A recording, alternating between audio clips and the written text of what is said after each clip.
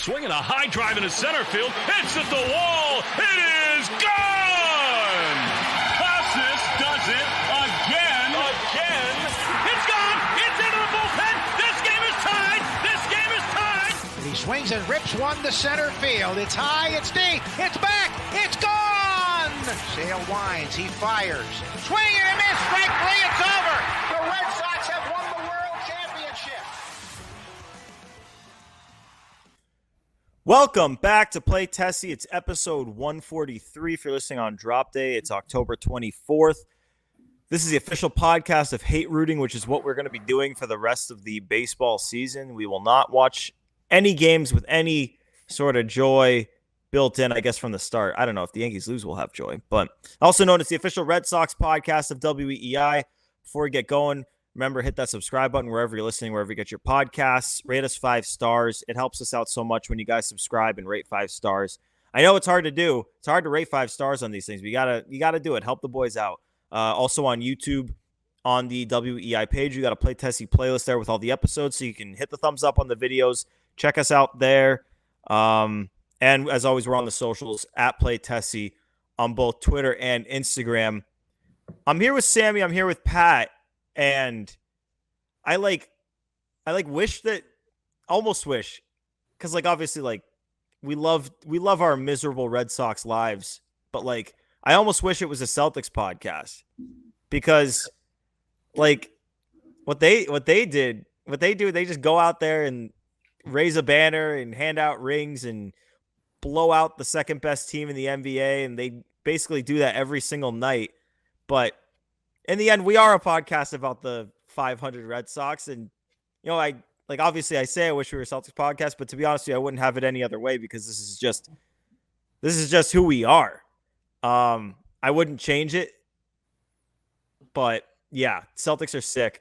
I think I got to start this podcast off by addressing the elephant in the room. The Ed Hand Red Sox Twitter personality bracket. Oh, in which, yeah. So Sammy and I are both in it, and Sammy dropped to Chris Henrique, and Sammy, you went down with honor. You had, it was close. It was close, and also I was in the finals last year, so I no shame. It's okay. You were in the finals of the pre-bracket. Sure, whatever. I know he does a lot of tournaments. I was in the final of the whatever he did. That's how you earned your way into this bracket, was you made it far enough in that bracket. Ah, okay. I don't follow this too closely. Yeah. I'm a casual observer. Yeah. You were in the wild card. Gordo got a first round bye. Yeah, and I got matched up in the first round with Tyler Milliken, who I love. Tyler. He is one of the nicest and most knowledgeable people on Red Sox Twitter, and is very deserving of moving on, because he's terrific. But holy crap, he pummeled me. Joe, play the audio from their show. They briefly talked about it on Section 10. I saw Jake's. Tyler, who are you against right now? I'm facing Gordo. What's the percentages at? 90-10. Yeah. Ooh. I mean, see, you don't need me, T-Dog. You don't. Oh, dude. Oh, God. Oh, Gordo. I got 90 to 10? 90 to 10, dude. Oy vey. I got crushed. And like I said before, no one more deserving to pound me into the sand than Tyler. So if someone's going to do it, I'm glad it was him. But oh my God. Yeah, he mollywopped you. That's not good. What's another verb to describe what he did to me? He TKO'd you. Yeah, took you to the woodshed. He took me behind the barn. Oh. Wait, what's the he took you to look at the rabbits of Mice and Men. He's like, look at the rabbits, Lenny. Yeah. Oh, I am Lenny. That's the second straight episode we've talked about him. Yeah, that's crazy. Of Mice and Men popped up 2 episodes in a row. Look how We're so well studied, smart Oh gentlemen. yeah. I have read book before. Many book I read. As you can tell, if you're a regular listener of this show, we are well read. A well read What are you reading right now, Gordo? To Kill a Mockingbird. Again? Ah, yeah, man. You know I got to go back and do it. Dude, you're crazy about that. This is your 42nd time. You're wild, man. The crazy thing, man, is it doesn't even involve mockingbirds. Did you know that? Oh, Yeah, you're the LeBron Kill a Mockingbird. You're just always on page 2. I'm always on the first page. That means you're gonna have a son, and he's gonna read 2 pages of To Kill a Mockingbird, and that's brawny, and that's it. Bam. There you go. I just want to raise the next generation to be better than it was for me. So doing a service. The next my offspring will get 20% in the Ed Hand bracket when Ed Hand is comfortably in his 50s or 60s and running this thing. Gordo's kid will get 22% of the vote in the first round. Twice as good as Gordo Sr. That's beautiful and inspiring too. So congrats to Tyler. Go out and win the whole thing. Beat Jake. I know that's going to be a big deal if that one happens. But documentary. I mean, none of us we're recording so soon after this thing's come out. There's no way I started. I'm like 20 minutes in, so definitely not far enough in to like actually talk about it. But you guys excited for the 04 doc? Like, should be cool. Yeah, kinda. I'm excited to watch. To relive the Red Sox winning in 04. Them losing in 2003 doesn't bother me. I know everyone's like, oh, I don't want to watch that part. Like, we know what comes after. It's fine. That probably made 2004 better. It definitely made 2004 better. Yeah. The thing that I was talking to you guys before the show, I'm not exaggerating. I'm not trying to like be funny. I'm legitimately nervous that I will not be able to like fall asleep if I hear John Henry talk in front of a camera. Like and apparently he gave 3 hours worth of quotes to these guys? 3.5 hours. Yeah, and they're going to be curated because it's Netflix. So I just feel like I'm going to watch it and then just be staring at my ceiling until like 3 a.m, just simmering with rage about what John Henry has done to the team and how cool he used to be. I used to love John Henry. I thought he was the coolest owner ever. Like, he really cared. And now I absolutely loathe him. So yeah, my brain's kind of in a pretzel. I want to watch it. I just need to find the right time where it won't just ruin me. Sammy, you want to know what'll kill you if you really want to get mad?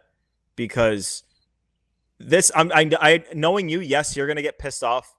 So John Henry's spoken one time in like the first 20-ish minutes, and like he's like, yeah, we got to beat the Yankees. Like, we're gonna change the way things are. Like, they didn't want to win enough, and like we're gonna change that. All that.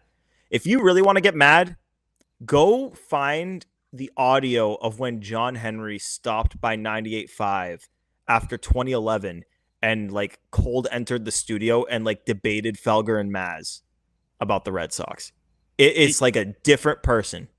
Used to be so cool, man. He used to be like really cool. And I think part of why I'm so mad at him is because it's like a personal thing is I personally refuse to criticize him from like 20, even after the Mookie trade. I'm like, all right, it's John Henry. Like, look what he's done with the team. Just let him cook. It's fine.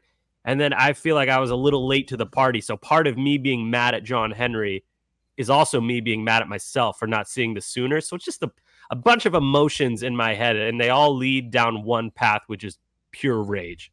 And I don't want to go there, but I'm going to have to at some point. So we'll see. Pat, are you excited to watch the doc, or are you feeling like you're going to get enraged like Sammy? I feel like it'll be a little bit of both. Mm-hmm. It could be shock. I'm a guy who probably 3 or 4 times a year watches 4 Days in October. So any form of new content, not even new, it's still nostalgic. Just a new presentation of old content, I'm all the way in on. Yeah, like if there's like up-to-date stuff with John Henry being a decrepit old man, I don't know if I'm gonna love that. But I mean, it's the 04 team. Everyone loves those guys. It's supposedly, personally, my favorite part of that whole season, not the actual World Series or playoffs, is Pedro just throwing Don Zimmer in the dirt and supposedly on that. Everyone who's watched the doc says that it's really good, and I've seen people saying that it's better than 4 Days in October. So I'm excited. I'm annoyed that I haven't been able to watch more of it to this point. 4 Days in October is straight up porn for Red Sox fans. Yeah. That's just pornography. I think this is going to be like more behind the scenes. Like they've been talking with like Theo and Jed Hoyer. They talked to Billy Bean about like how he almost. Pat's trying to conceptualize a Red Sox documentary that's better than 4 Days in October. His face expression has changed like 6 times. Like just trying to. It did. It changed because when I heard better 4 Days in October, I was, and then I realized a certain someone who's in the new one. I won't say any names, but he owned a video game company in Rhode Island. Oh, does his name rhyme with shirt killing? Yeah. Yeah. Is he from Alaska?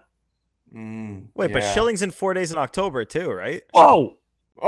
Whoa. Gordo. Everyone's gonna know everyone's gonna know now that we were talking about Schilling. Fuck me then. He was in it, but I think they have Schilling, sit down and give an interview. I don't think he did that. And Pat, you seem like the guy to ask. I don't think they had him do that in 4 days. I think I can remember him talking about getting operated on. Yeah, he did a little bit, but they used a ton of press videos. Right. He was had a ton of press videos. He was so cool, man. He could have like never bought another drink in Boston. Like what a friggin' hero he was, and he still managed to piss it all away. You know how big of a scumbag you got to be to ruin that? To be one of the key cogs in the most famous Red Sox team ever and like play through injury to beat the Yankees, also trash talking the Yankees the entire time, being like right in the middle of it, and everyone hates you 20 years later. That's crazy to me. And it's deserved too. It's not like, oh, come on, you're being too hard. He sucks. So I wild fall from grace, I guess you could call it, for shirt killing, if you know who we're talking about. Yeah. Do we know where this doc starts? I hope it starts off when Millar went on SportsCenter before A-Rod was traded to the Yankees and was just like, you can have Nomar and Mandy or you can have A-Rod. I'll take A-Rod every day. I've heard that's in it. I've heard it's in it. Oh, let's go. I mean, Pat, the doc starts like they're setting the scene. Like they're talking about like 86 and like the Curse of the Bambino. Like they set the stage and do all that stuff. And then like they talk about John Henry buying the team. Like it starts back. Like they're going to set the stage. But yeah, I'm very excited to watch it. I'm a little disappointed that Nomar declined to be interviewed, and I believe Manny also declined to be interviewed. Like I get Nomar not. Like I also don't get Nomar not doing it. Like just do it. Like grow a sack and do it. But Manny not doing it makes no sense to me. Like why would start there? Why would Manny, the World Series MVP, not do it? Well, Manny's like crazy, like notorious for being just like kind of in a maybe not in a good way, but in an endearing way. Like he's crazy. He's Manny being Manny. But Gordo, I push back on that. I wouldn't want to do it. Can you imagine you're the face of the team, the cursed Boston Red Sox. You're the face of that team. You're supposed to be the guy that leads them to the promised land for the first time in 86 years. And they trade you and then they get the job done. I would be so bitter until I'm dead and buried if I were Nomar. And I know that everyone loves him here in Boston, but like, I can't even fathom the jealousy I would feel. Was Nomar part of he was traded after the Yankees brawl, right? Or was it before? Oh, good question. Because I was going to say, I feel like the 04 season like really, really picked up in steam like after that. Because then like that sort of set the narrative of like, it's going to be Yankees Red Sox 04 in the That's an interesting ALCS one. again. I couldn't tell you whether it was before or after. But Sammy, I don't know if Nomar did really So, anything of significance. It looks like it was the 24th, July 24th. So Nomar, he's a big part of the story, though. Like I know that he didn't contribute to like the postseason or anything like that. But like them moving on from Nomar, he was there for the fight. He was traded right after the fight. Okay, But them moving on from Nomar and doing what they felt they needed to do for the greater good of the team and trading away basically everyone's favorite player, like that's a huge part of the story. And like, I get that he's probably bitter that the second he was gone, they won. But it's been 20 years. The people here love you. Like, holy crap, just do the doc. Like, it's such a small little fragment at the beginning. Like, does he get paid? Do you think he gets paid? Like, I wonder if you get paid for appearing, or if you get like royalties. I don't really know how royalties work, but like, I don't know. You get something. I wouldn't do it, man, unless I knew for a fact that they were shoveling dirt on me. Not that any Boston sports figure would ever get dirt shoveled on them when they leave town. That never happens. But unless I knew something like that and I wanted to stand up for myself, I don't think I would. Why would I give the Red Sox my time if I'm Nomar?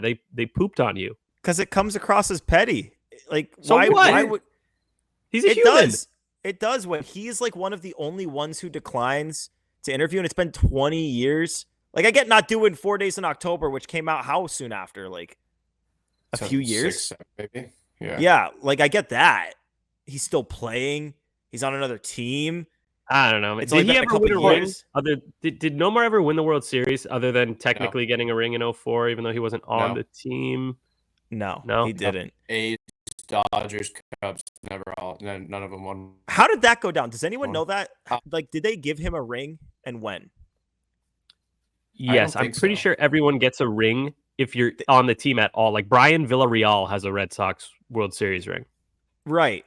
But like for guys but Nomar didn't come back until he was with the A's several years later. We'll have to look that one up. That's because he surely got a ring.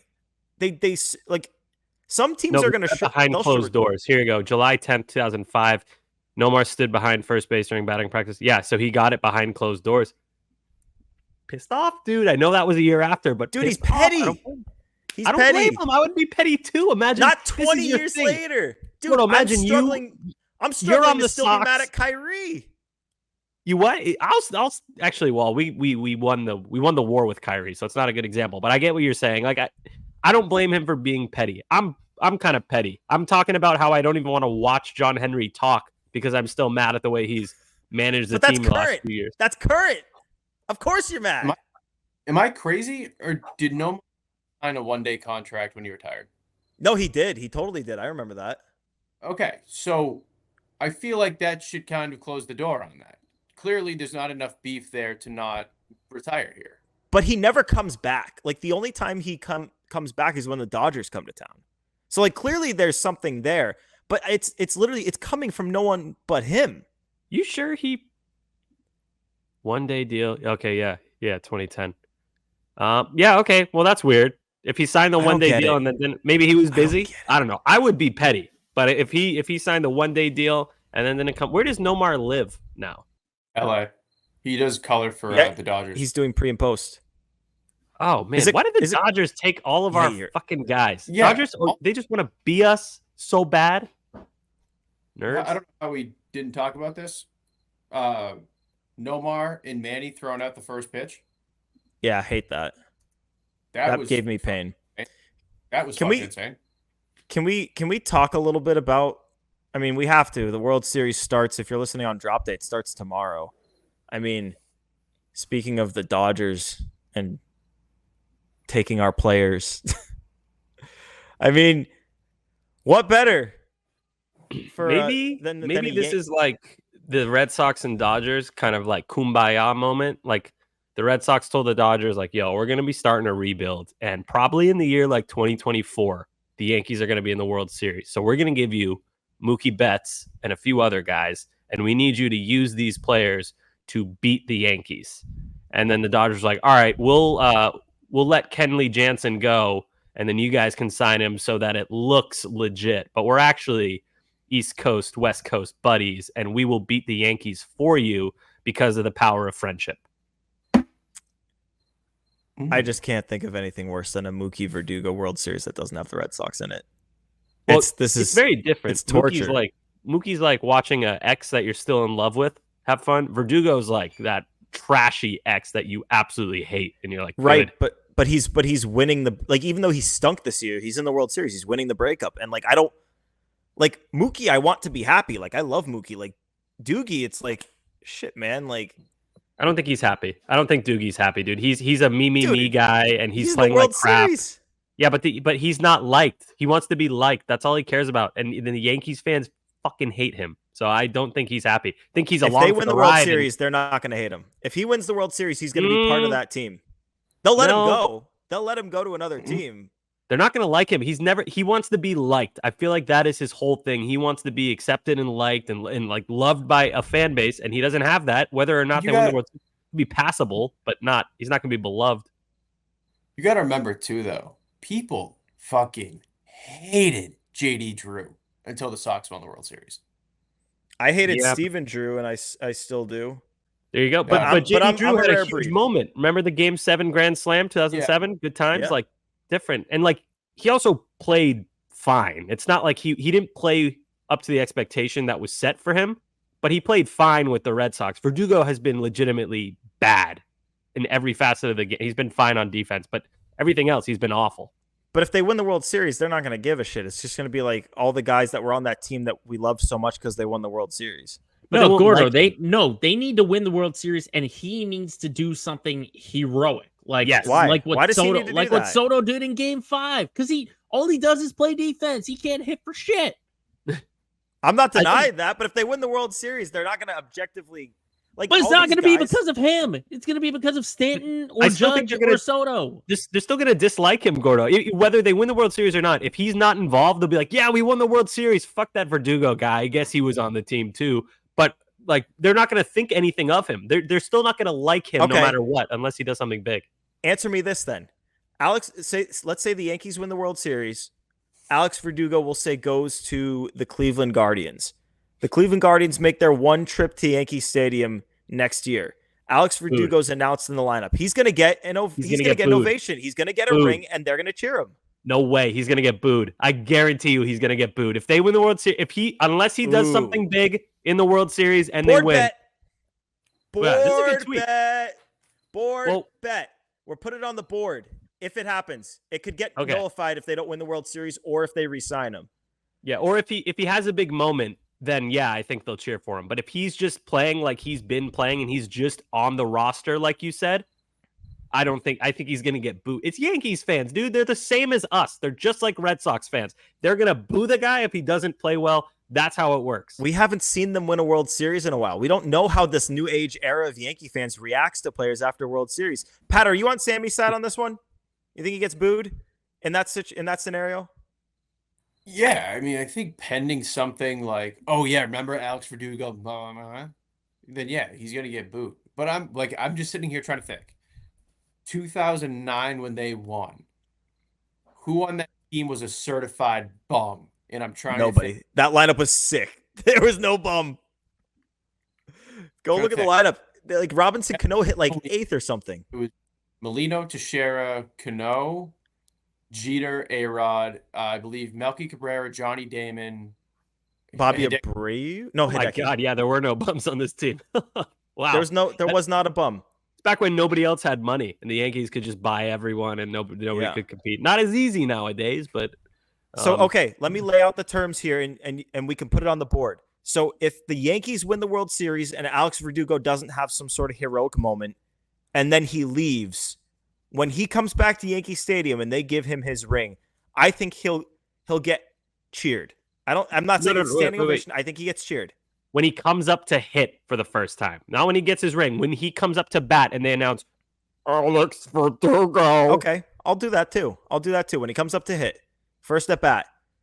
Guardians come to town. He's a Guardian now. Yep, he is a Guardian. He has the beard back. It matches the red on the uniform. Yeah, I think he will get he will get cheered. You think he'll get booed? I think he'll get booed. I think he needs a signature moment or a Yankees fan. I mean, I would if there were a guy who got traded to the Red Sox, like Verdugo, from the Yankees, who you expect to be, a good player, very good defense, a little bit above average hitter. And, he kind of gives you the defense, but he's playing left field, so it doesn't matter as much. And the offense is non-existent. And he's got a not so great attitude too. And he do bark bark bark bark bark thing that he does. It's stupid. It's not just stupid. It's also dumb. I would boo the guy. David Price is going to get cheered in Boston when he comes, whenever he comes back, probably in 10 years. David, he should have won World Series MVP. I know, but I'm just saying that was a guy who was hated by crazy people. If you're into anyone who hated David Price at any time during his tenure with the Red Sox, you're nuts. That guy was solid. At worst, he was solid, and at best, he was great. This is a Pat. Are you? Sammy and I know are both very pro David Price. Are you anti? If you want, I'll leave it at this. Type in my Twitter handle. Type in David Price.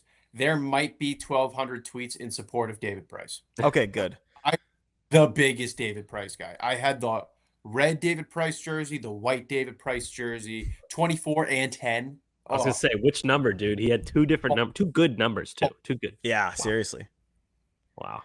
But okay, we'll put that on the board. This is gonna be our first board bet, so we will see.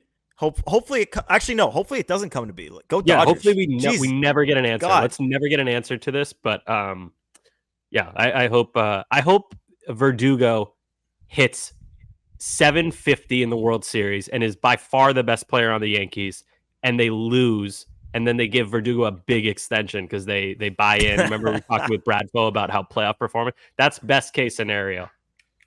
You know. It pisses me off so much to see this matchup because it's just like I don't want to see the Dodgers win.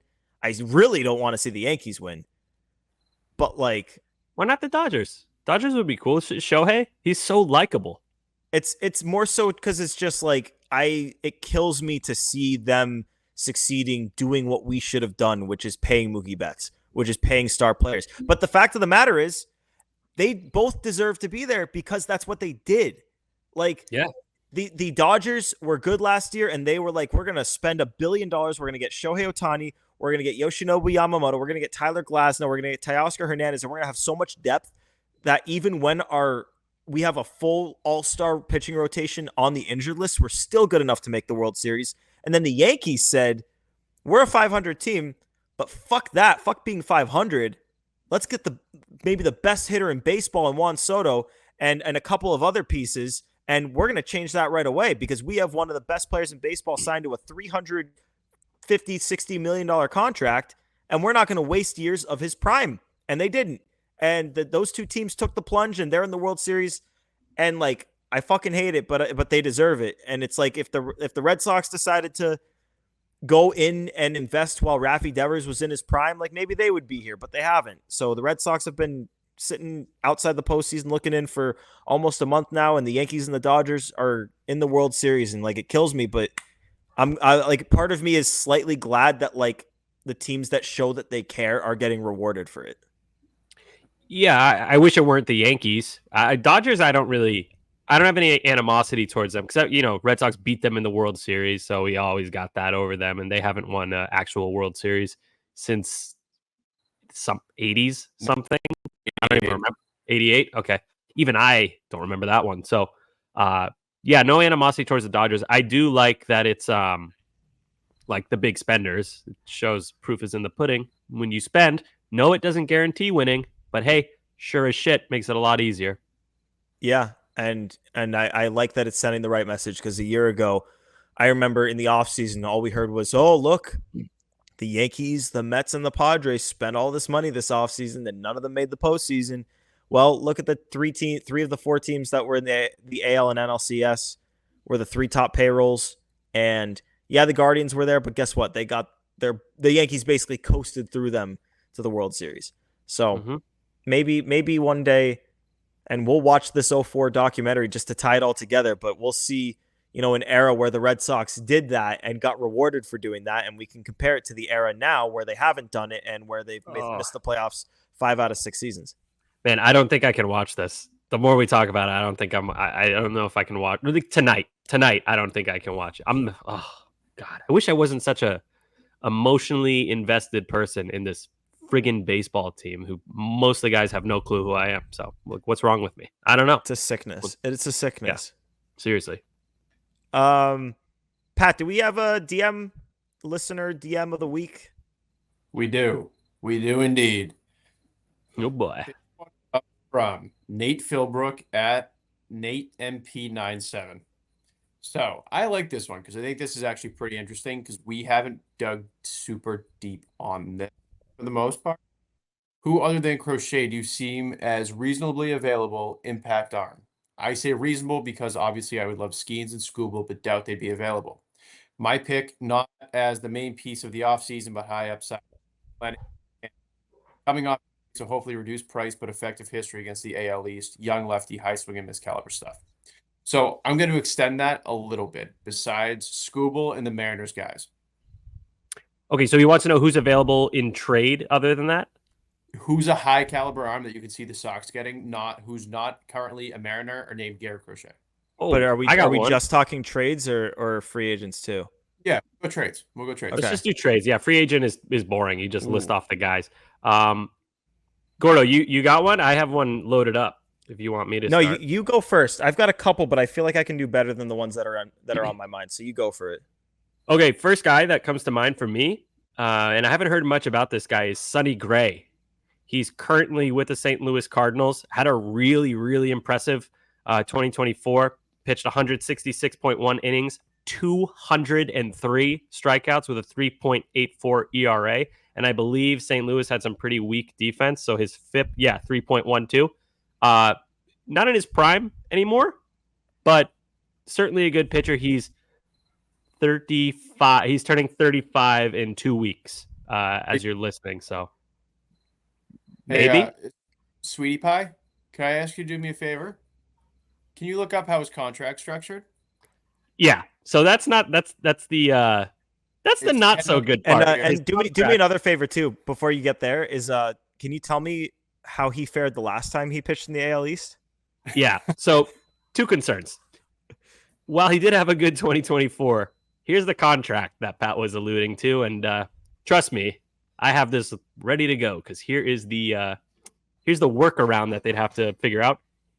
He's making $25 million in 2025, and then $35 million in 2026. That's his age 36 season. So Cardinals, if they're willing to eat some of that or a lot of it, most of it, maybe the Red Sox give them something decent in return, but pretty unlikely. That said, I don't think it's anything crazy to think about. It would definitely have to have some money moving around, but Sonny Gray, veteran option.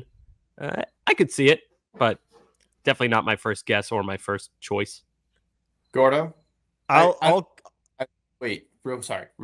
I don't like the idea of the gymnastics it would take to acquire somebody like a Sonny Gray. I just don't think the Red Sox should be aiming to get someone in that stage of their career. Like the guy, I've got my guy, and he's like, I think if the Red Sox are going to trade for a pitcher, it's either got to be someone with multiple years left that they are going to try to extend, or it's got to be someone with a shit ton of control.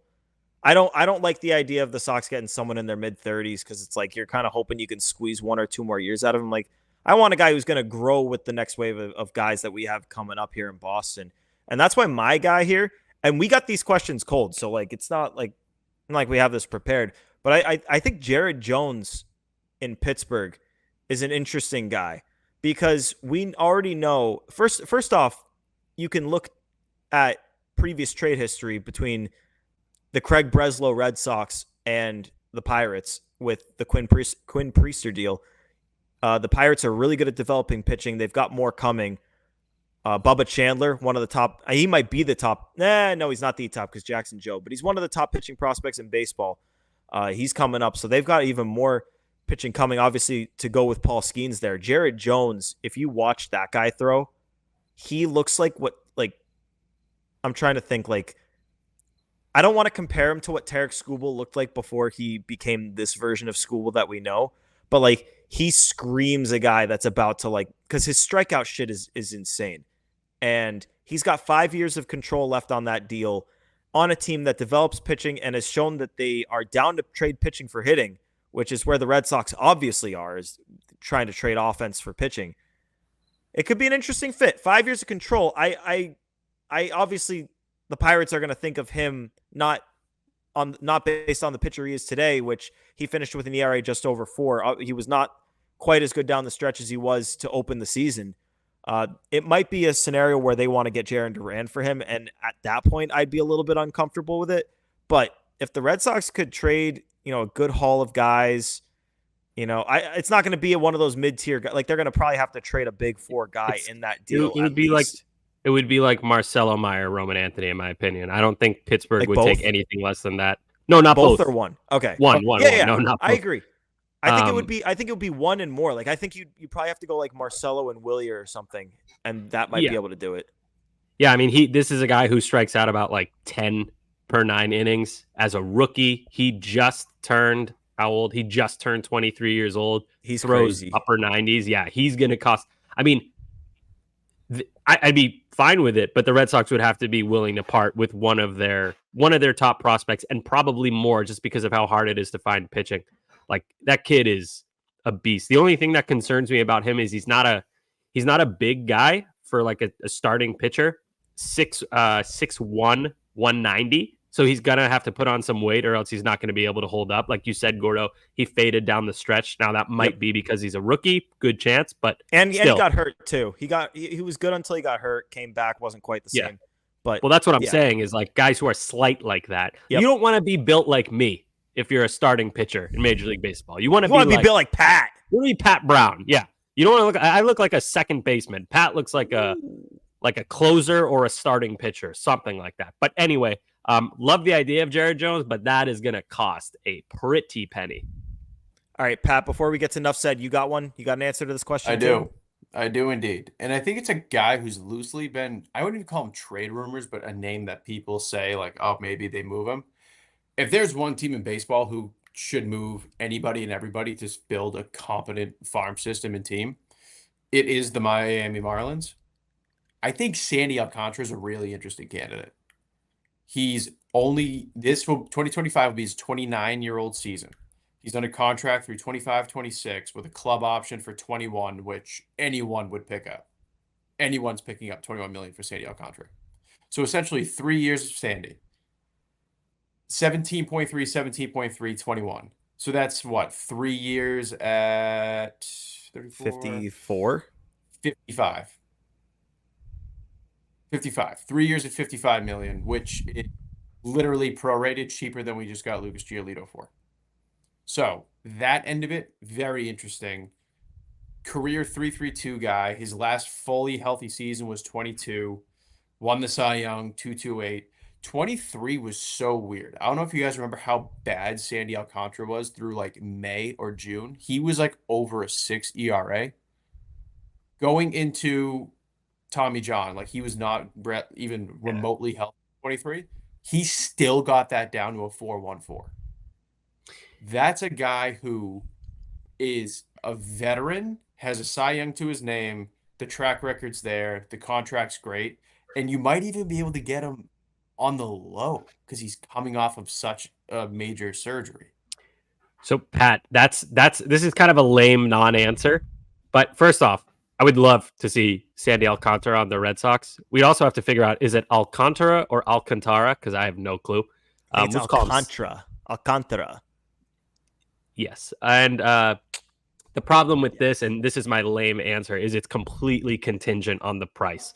I would guess that Miami is going to want you to pay for the 2022 Sandy Alcantara, who was just unstoppable. By the way, 230 innings almost that year too. So just that's so cool. Everything you want in a pitcher, everything the Red Sox have not had in so long. Houck was close this year. Credit to him. But anyway, so if they're paying for the 2022 version, I would probably pass just because you don't know how he's going to look when he comes back. If I were a betting man, I'd say he would look good, but that's a huge risk to take. If they're selling him somewhere between the 2022 and 2023 price, then I'd be more inclined to, float them some prospects. But it's going to cost a lot either way. So yeah, that's my lame answer. Is it completely depends on the price. I have another, not to throw cold water on it, but the Marlins also said that they're not trading him this offseason, which I think is fully based off of sort of what Sammy just alluded to, which is like if they're going to trade him, they want teams to trade for the 2022 version of him, not the guy coming off Tommy John that you think you can buy low on. Obviously, there's a price for everybody, and the Marlins, as you said, Pat, like should be doing everything they can to build up the farm, and that's kind of how they've been operating. Like that's why they trade Luis Ariz in like what was it, May? They traded him in May. So yeah, I'm sure there's a price, but the next question you have to ask yourself is how comfortable would you be next year with two pitchers coming off of Tommy John in your rotation with Sandy and Giolito? I guess Giolito had the internal brace procedure, but same idea here is you've got guys recovering from major elbow surgery. But then again, it's like I know exactly how this game plays is you don't trade for Sandy. By May, he looks like the Sandy Alcantara of old, and you're kicking yourself at the deadline. Like, why did we not just offer up everything we had for him when we could have maybe had him for less?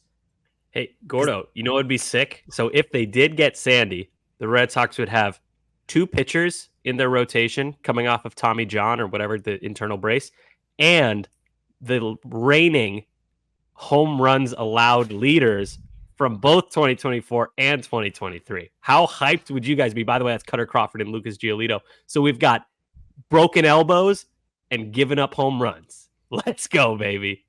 How inspired would that make you? What's crazy is I actually like I wouldn't feel that bad about what you said is true, but I still wouldn't even feel that bad about it. Like seriously, I agree. Actually, I would actually feel pretty good if that were the rotation. Like you could frame it that way and be like, oh, two, like what I just said, two guys whose elbows just exploded, and then the guys who give up home runs. But you know, context, like Tommy John happens a lot. Lucas Giolito clearly wasn't right that year. Cutter Crawford, yeah, he gave up a lot of home runs, but he still had a good season. So, it would be a fun tweet. I think it's a fun tweet for me to do and get people to be like, "You're an asshole," and I'd be like, "It's just a joke," and that'd be. If they did that, and that was what you tweeted, you'd get absolutely crushed. It would be hilarious, dude. People would be so mad. People would be mad. Yeah. Sammy, are we doing a little enough said before we get on out of here? Yeah. So, the island question, it came up with you and Bradford. Remind me, you guys discussed it recently, correct? Yeah, with Giolito. With Giolito, yeah. Okay, so we've used this question to death, and rightfully so. It was give probably the context. Give the context. Okay, so island question. If you aren't familiar with the island question, when Gordo and I were in spring training, we were asking a lot of the Red Sox players and people around the team, broadcasters. We were asking, who would you take if you could take one teammate or coworker on a deserted island and you have to survive for as long as possible? And Tristan Casas blessed us with an amazing answer, said he wanted to take Jarren Duran because Jarren was built to survive in the jungle, and eventually Tristan could eat his tasty muscles and ligaments. Very Tristan Casas answer. And so then like Nesson ran with it. Nesson asked their guys, and it was great. The question blew up. We were super happy about it. And then Gordo had the chance to ask Lucas Giolito who he'd bring on the island. And we realized the other day, like, we're the only people who have not answered the island question. So for enough said, I want to lay the island question to rest. That we're doing like a Viking funeral. We're going to put it on a boat, set the boat on fire, and cast it out to sea in a very cool way. So yeah, that's enough said. Who do you guys want on your deserted island? And this could be really anyone who has some sort of connection to the Red Sox. Ooh. Yeah, I like the idea of doing it one by one. So we'll all say who we're gonna pick, and then we'll all say who we're gonna not take. Mm-hmm. I know who I want on the island, and I want to forbid two answers because all of the players keep saying Whitlock because he's really responsible, resourceful, reliable, and was a former Boy Scout. And I want to forbid Tristan Casas because obviously that's the answer because he would eat you. So let's put those. Who wants that though? Who wants to be eaten? Actually, there's probably some. That's for some you wouldn't freaks take out there. Oh, who you wouldn't take? Okay. Right. I was gonna say there are probably some freaks out there who'd be like, "Oh, I would be down." Anyway, yeah, go ahead. Okay. For mine, who I'll take, I'm going to take Cam Boozer because he can Ooh. build. He can build. We can have shelter. Like, you don't know how long you're going to be out there for. So I think these guys are all athletes. They all might. I mean, if you, barring the wrong guy, like you should be able to get a guy that can help you hunt down food. But what else do you bring to the table? Cam Boozer, handyman. Give me him. I like it. Who are you not taking? Actually, let's actually tell me who you're not taking. We'll just do our full one. No, go to Pat and you. Do everyone okay, we'll do our positives. All right, Pat, who you got? Right. I don't know if anyone's ever said him, but I feel like a pretty obvious answer here. Who I'm going with is Cutter Crawford. Florida boy, fisherman. If you follow him on Instagram, all the guy does is fish. I think I don't know how much more resourceful you can get to being able to catch your own food. I'm going with Cutter. It's a good answer. All right. That was going to be my answer, but I can pivot. I have a backup. Same reasoning, though. I'm taking Brian Bayo. And when we were in spring training, we asked Joely Rodriguez who he would take, and he said Brian Bayo because he's from Samana, and they fish a lot there. So same reasoning. My Spanish, not good. You just heard me try to pronounce Alcantara. Not good. So communication would be tough, but I'm sure I could get a branch, whittle it down into a spear, and then Bayo, with his newly yoked arms, could just get us a fish, and then we could figure out cooking it, or we could just eat it raw. Either way, we're not dying. Joe, you got one? Yeah, I feel like sort of on the same line. Liam Hendricks. Like he grew up he was born in Australia. Like anything and everything happens down under. So I feel like Liam would be ready for anything. If the Red Sox just like had a guy, I'm trying to think. Like if I want to know who grew up with the least. Because that's in theory who you should take. Like learn to survive growing up. Yeah. I don't know the answer to that. I do know that when we talked to Joely, he said that Pablo Reyes grew up like in the city and Bayo didn't. Yeah. He doesn't want a city guy, because that doesn't mean you grew up with a lot or a little, but he just said Reyes was from the city. He can't fish, but Samana is on the water. All right. Now, who do you not want to take on the island with you? I'm confident in my answer for this one. Because I have several reasons, and it's going to be Masataka Yoshida, and it has nothing to do with us trying to trade him, which we do seemingly every episode. But it starts with the fact that unless we had his translator there, like I'm going to have zero. Like I feel like I know at least a tiny bit of Spanish, and I think and like they certainly like have been around English speakers for a lot of their life now, but with Japanese, like it's nowhere close. And then not to mention, like, imagine if you bring like Lucas Giolito to the island. He's going to be able to like reach you the fruits on the trees, and he's big and strong. Like you could bring someone fast like Jaron Duran, like who's going to be able to like catch stuff. Like Yoshida, like he's one of the shorter guys on the team. He's one of the slower guys on the team, and he doesn't speak my language. Like I'm not going to be able to communicate with him. It's going to be hard to survive there. I feel like we'd be kind of operating as two individuals rather than a team. Gordo, all you would have to say is Sakana o Sakamaru no Setsu da Kudasai. And what does that mean? Please help me catch a fish. And remains to be seen if Masa knows how to catch a fish. So that was hard I was reading the English translation. That is hard to pronounce. So I mean, Spanish, like, yeah, you could piece it together. You grew up hearing it, and like the converse, like you said. But yeah, Japanese, good luck. That's hard. Also, it's not like a language you don't hear a lot. That's fairly easy to learn. Like German you don't hear a lot, but it's not that hard to learn. Japanese, you don't hear a lot, and it's hard to learn, and there's a different alphabet. So you got no shot. No, respectfully. way. Pat, who are you not taking on the island? Pat, you're muted. Incredibly, train was going by. Sammy, your point about the spear throwing made me get thinking. It's kind of, I'm not going to call it a cop-out because he played a fair amount on the team here. I'm going with Brad Kelly because that guy couldn't hit. That guy would miss an elephant from 5 feet away. Oh, Not Brad off. Keller catching strays. That dude who thought he would never hear from Red Sox people ever again. Totally forgot that he was part of this season. Damn it. Okay, Sammy, yeah, who you that's got? fair. Tell me. I mean, he does have a good arm, so maybe you luck into one, but unlikely. I would not take Emmanuel Valdez simply because what does he do well? Oh.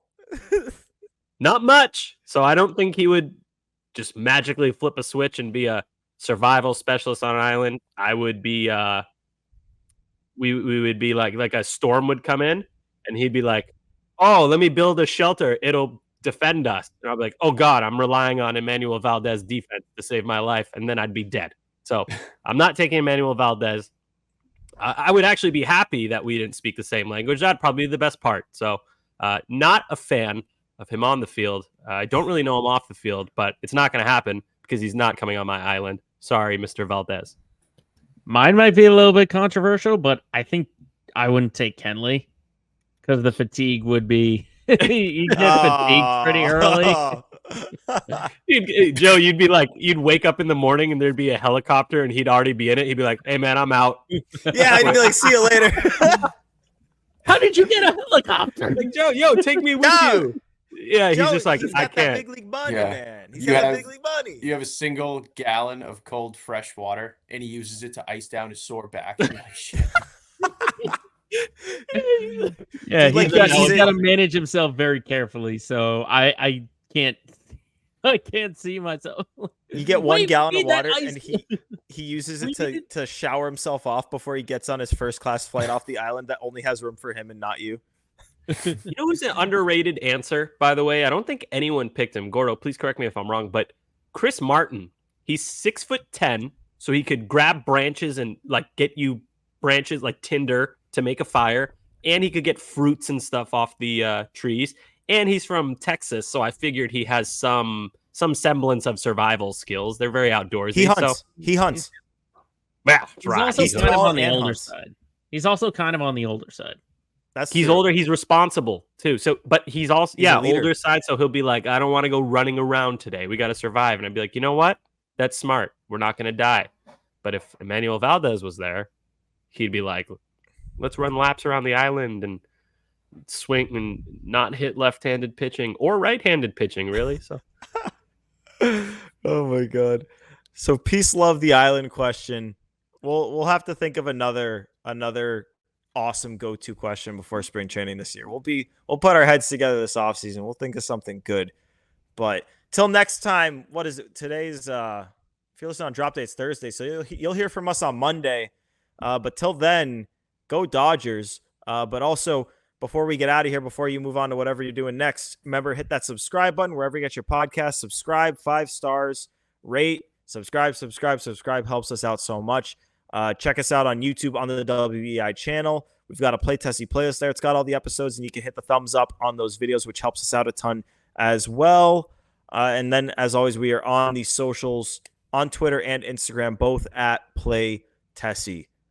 For Sammy and for Pat and for Joe, it's Gordo here for Play Tessie episode 143. Thanks for tuning in. Go Dodgers. Peace.